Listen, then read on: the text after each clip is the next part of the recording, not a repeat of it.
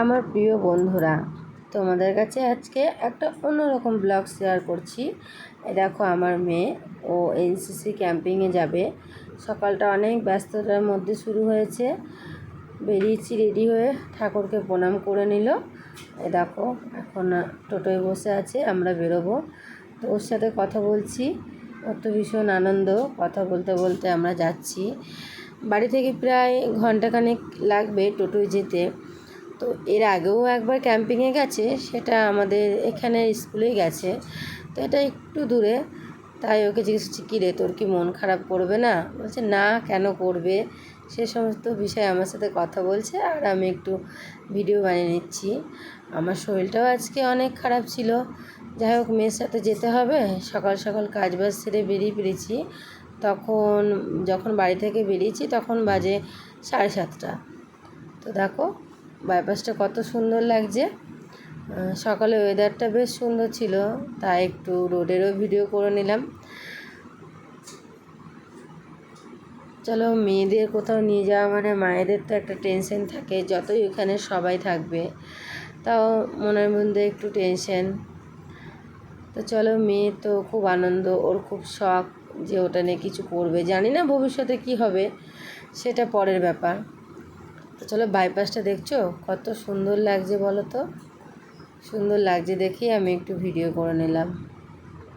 Bypass ধরেই যাব আমরা, তাহলে তাড়াতাড়ি পৌঁছে যাব। এটা হলো কলেজটা, একটা বড় আলুর কলেজটা। তারপরে দেখো, এটা আমাদের বর্ধমানের রেনাসা।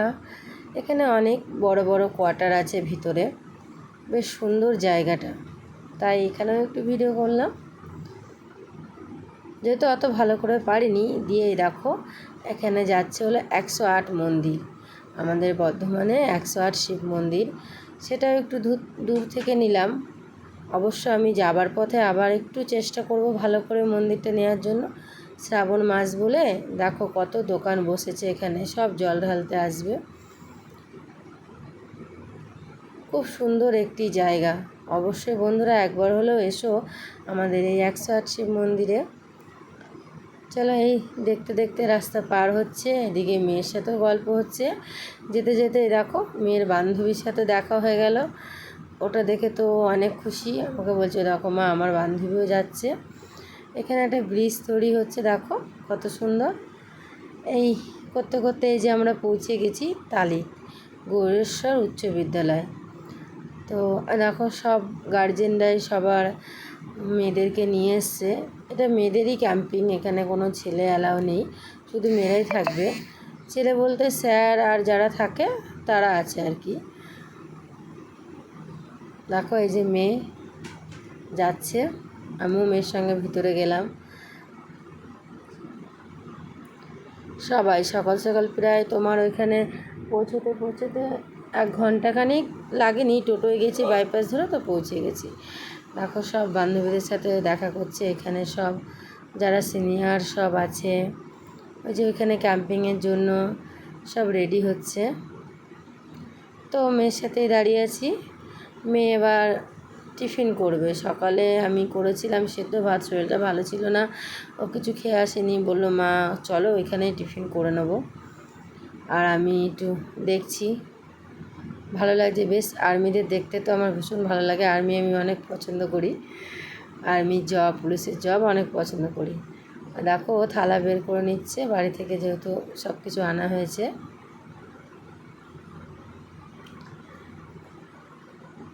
ও থালা বের করে নিচ্ছে, সব বান্ধবীরা একসাথে দিয়ে টিফিন করতে হবে।